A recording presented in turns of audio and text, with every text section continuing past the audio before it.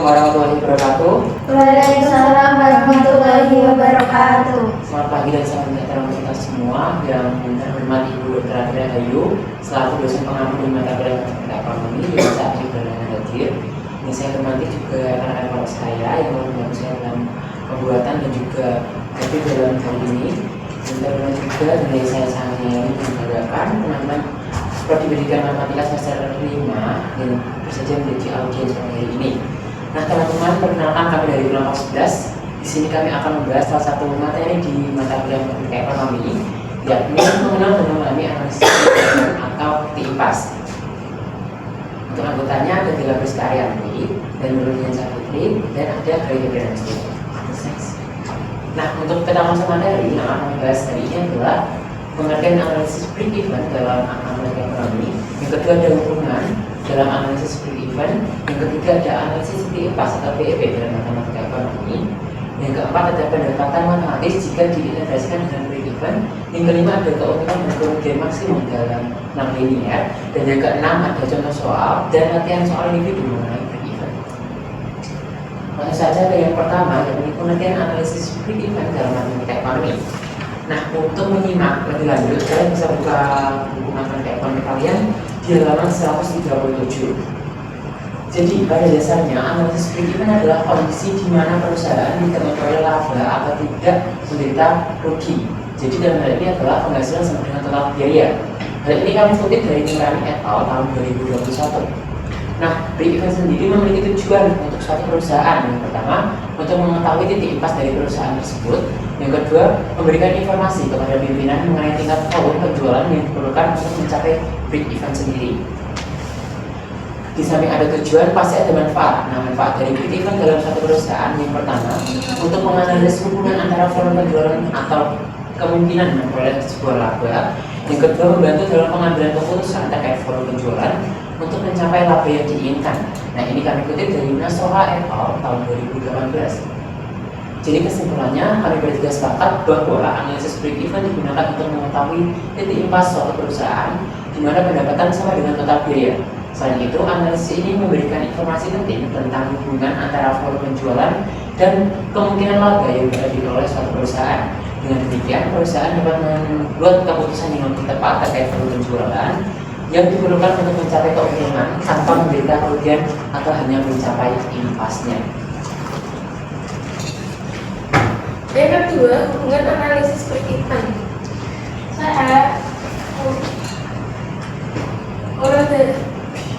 Saya lebih dari TC atau keuntungan, yaitu yang pertama berdasarkan perusahaan melebihi total biaya yang dikeluarkan.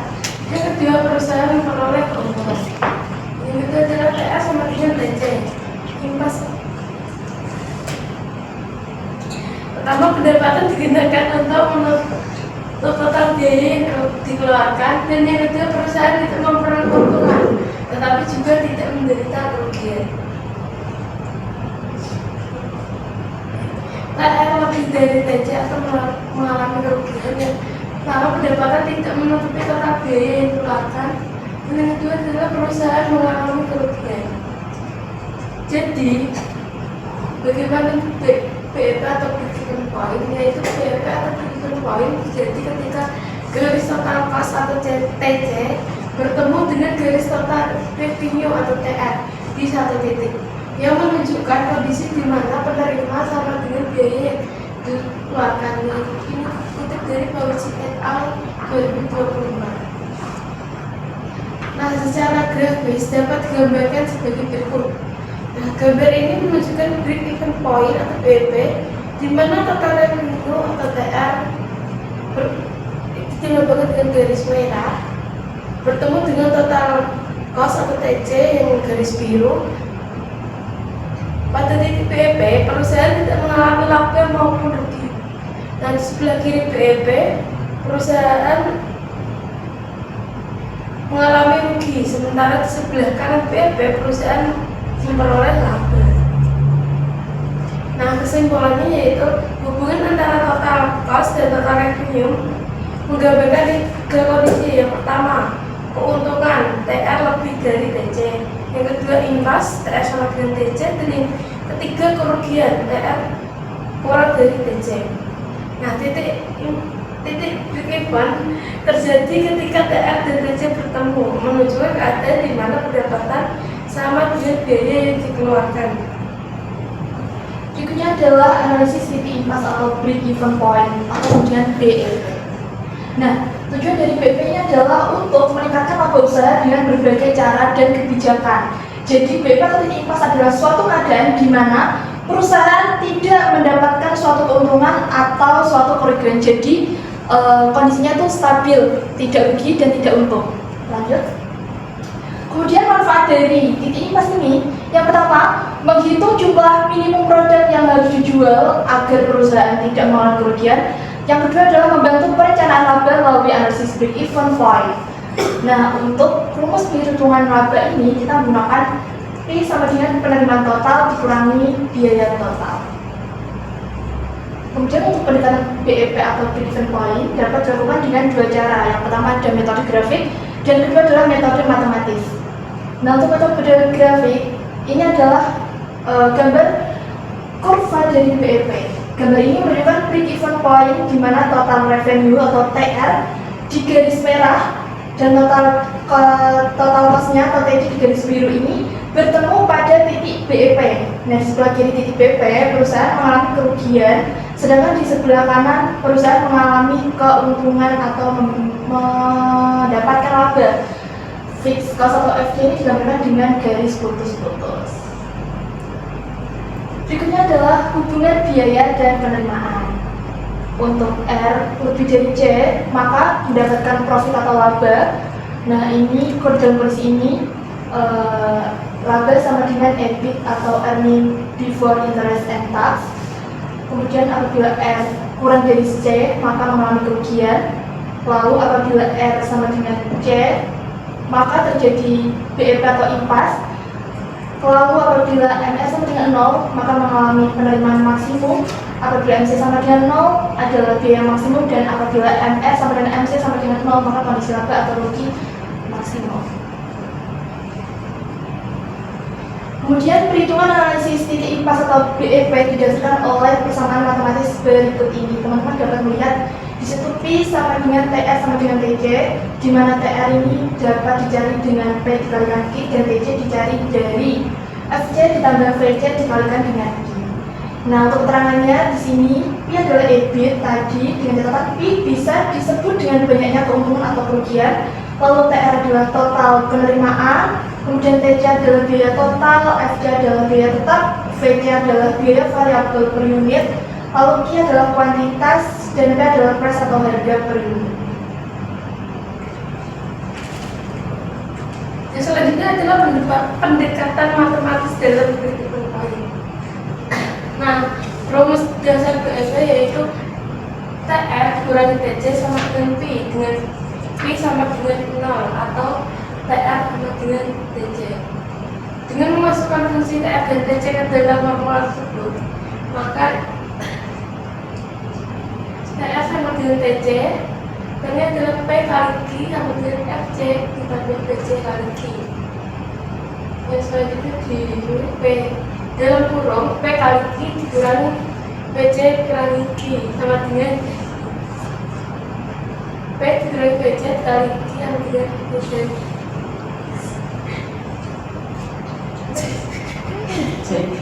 Saya ingin tegas lagi untuk membuktikan suatu rumus Q. Kita menggunakan TR dan TC, di mana TR sama dengan TC. TR tadi dirumuskan sebagai P kali Q dan TC sama dengan FC ditambah dalam kurung VC kali Q. Kemudian kita melakukan fungsi kesamaan dengan memindahkan VC kali Q ke ruas sebelah kiri, sehingga tandanya juga berubah menjadi negatif, dan VC kita masih di ruas kanan, sehingga kita ubah ke dalam bentuk sifat distributif, sehingga kita mengeluarkan Q. Dan jika kita melakukan penyelesaian lagi, maka hasilnya akan sama seperti ini. P kurangi VC dengan kurung dikali dengan Q sama dengan FC, sehingga Q sama dengan FC per P dikurangi VC. Kita melakukan fungsi kesamaan lagi dengan memindahkan P kurangi VC ke ruas sebelah kanan.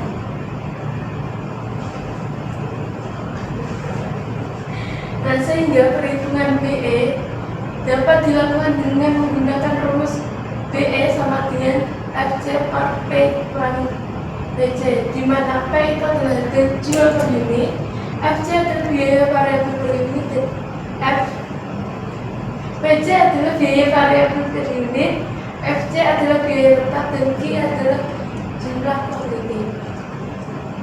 Nah, selanjutnya untuk menghitung banyaknya jumlah uang dalam titik bergiven, maka persamaan BE dapat disubstitusikan ke dalam TR dalam fungsi TR.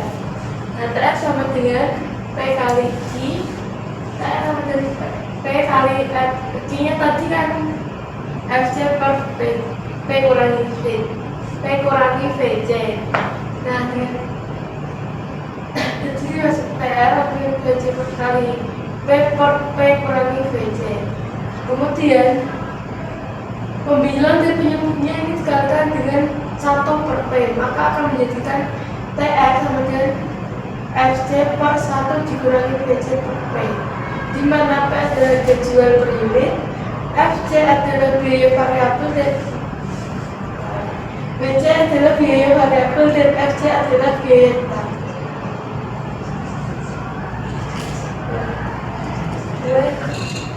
Yang selanjutnya adalah keuntungan dan kerugian maksimum fungsi non linear. Nah, dalam fungsi TR non linear dan TC linear atau sebaliknya, keuntungan maksimum itu dapat kita peroleh dengan memenuhi syarat sebagai berikut. Jika MR sama dengan MC sama dengan 0, atau turunan P dibagi dengan turunan Q sama dengan turunan apa sih namanya? D ya? Do TR, do dalam kurung TR kurangi TC per do Q sama dengan 0, sehingga do MR yang kedua do MR per do Q sama dengan do MC per do Q kurang dari 0, atau turunan kedua dari P per turunan kedua dari Q sama dengan turunan kedua dari TR kurangi TC dibagi dengan turunan kedua dari Q, dalam artian harus kurang dari 0. Dalam fungsi TR non linear dan TC linear atau sebaliknya, kerugian maksimum didapatkan apabila terjadi suatu kondisi. Yang pertama, MR sama dengan MC sama dengan 0, atau turunan pertama dari P dengan turunan pertama dari Q sama dengan turunan dari TR kurangi TC per turunan Q sama dengan 0.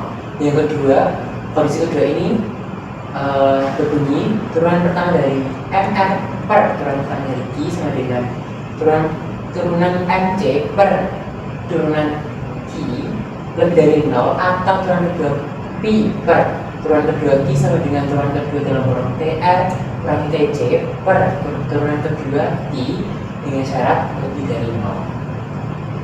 Nah, kesimpulannya, perbedaan dari keuntungan maksimum dan kerugian maksimum itu terletak pada nilai turunan kedua dari fungsi TR kurangi TC. Untuk memperoleh keuntungan maksimum, maka nilai turunan kedua tersebut harus negatif. Sedangkan untuk mengetahui kerugian maksimum, maka nilai turunan kedua bernilai positif. Nah, kita langsung saja ke contoh soal dan pembahasan.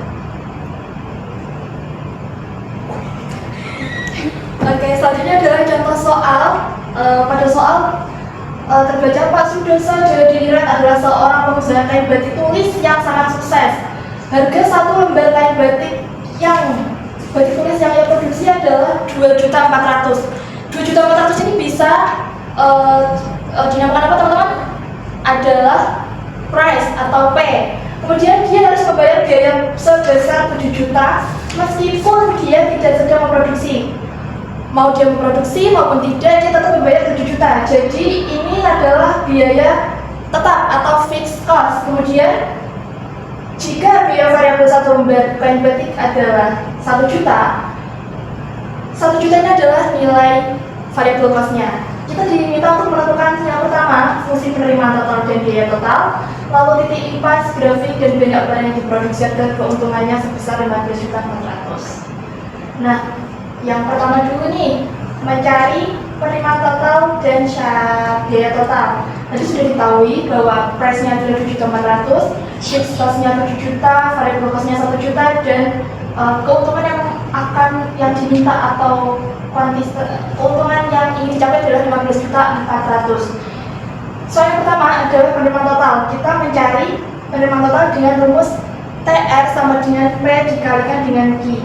Kita tinggal memasukkan nilai P saja, yaitu 2.400.000 ke dalam rumus, dan didapatkan nilai TR adalah 2.400.000 Q. Kemudian untuk mencari biaya total, kita menggunakan rumus TC sama dengan FC ditambah VC dikalikan Q, di mana FC-nya sudah diketahui adalah 7 juta dan VC-nya adalah 1 juta. Kita tinggal memasukkan saja, kemudian menghitungnya, dan hasilnya adalah seperti berikut. TC sama dengan 7 juta ditambah 1 juta Q. Selanjutnya, yang kedua adalah syarat kita diminta untuk mencari titik impas dan nilai rupiahnya. Nah, syarat titik impas adalah TR dikurangi TC sama dengan 0. Kita memasukkan rumus TR apa teman-teman? P kali Q. Langsung dimasukkan aja. TR-nya didapat di atas kan 2.400.000. Kita masukkan nilai TR, kemudian dikurangi dengan nilai TC, sudah dapat di atas juga. Kemudian kita hitung dan dapatkan nilai akhir Q sama dengan 5. Saya rasa teman-teman sudah bisa mencari nilai Q ya. Kemudian untuk mencari seberapa nilai rupiahnya, kita tinggal memasukkan substitusi nilai Q ke dalam TR dan TC. Didapatkan TR adalah 12 juta dan TC adalah 12 juta. Sama dengan nilai titik impas adalah TR dikurangi TC sama dengan 0. Jadi terbukti titik impasnya adalah kuantitasnya adalah 5. Lanjut. Yang ketiga itu ada grafik di mana TR-nya itu kan tadi 2.400.000 dan TC-nya itu adalah 7 juta dikurangi 1 juta Q. Kita menuliskan di sini Q-nya dari 0 sampai 2 dan TR-nya itu dari TR-nya itu 0. Kemudian jika Q-nya 1 maka TR-nya adalah 2.400.000. Nah, jika Q-nya 2 maka kita tinggal kalikan dulu saja 2.400.000 kali 2 sama dengan 4.800.000. Kita ke TC. Jika TC itu 7 juta, kalau TC itu karena kita melakukan penambahan saja, jadi 7 juta, 8 juta, dan 9 juta secara bertahap. Kemudian untuk grafiknya seperti ini.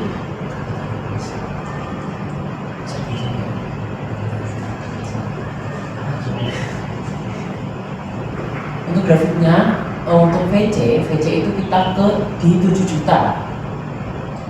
Karena TC-nya adalah 7 juta ditambah 1 juta Q, maka 7 juta itu kita anggap sebagai FC.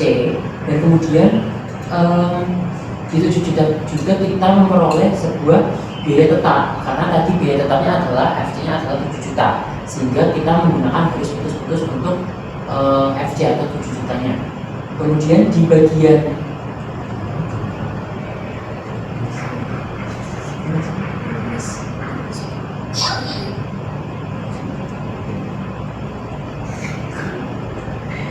tadi kan yang di bagian rupiah atau R-nya itu kan, atau TR-nya itu dimulai dari 0, 2.400.000, 4.800.000, 7 juta, 8 juta, dan 9 juta. Kemudian untuk memperoleh BEP atau titik impasnya kita di angka 12 juta, sehingga kita tinggal masukkan saja titiknya yang tadi sudah diketahui 5,12 juta di bagian sini. X-nya adalah 5, kemudian kita hubungkan ke atas 12 juta, ini BEP, dan ini juga titik D atau titik D-nya, sehingga kita hubungkan saja 5,12 juta, dan titiknya di sebelah sini kita beri warna hijau, sehingga 5,12 juta sama dengan titik BEP atau impasnya, sehingga keuntungan yang diinginkan sebesar Pi sama dengan 15.400.000. Ini ke soal yang D, sehingga kita masukkan rumus TR kurangi TC sama dengan Pi. Kita masukkan TR-nya tadi kan 2.400.000 Q, dan TC-nya itu 7 juta ditambah 1 juta Q sama dengan Pi-nya adalah 15.400.000. Kemudian kita selesaikan saja dengan metode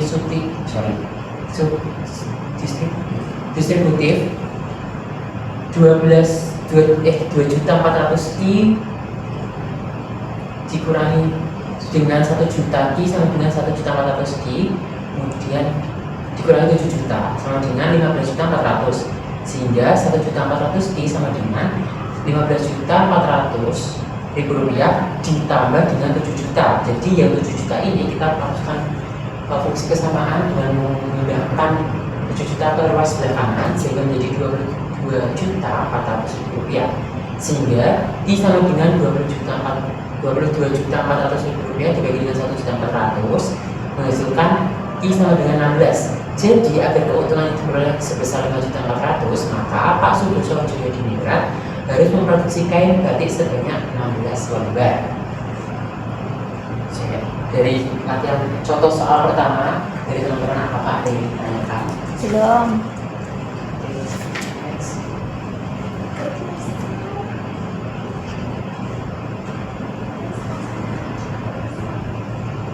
Oke teman-teman, silakan scan barcode di depan untuk mengerjakan asesmen individu.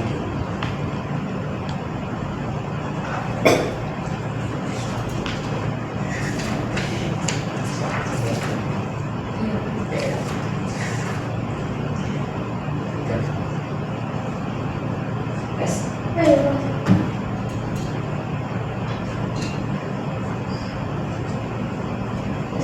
Bisa wes? Baik teman-teman, silahkan mengerjakan soal asesmen individu dan terima kasih sudah menyimak penjelasan dari kami. Kurang lebihnya dari kami mohon maaf. Terima kasih. Wassalamualaikum warahmatullahi wabarakatuh. Waalaikumsalam.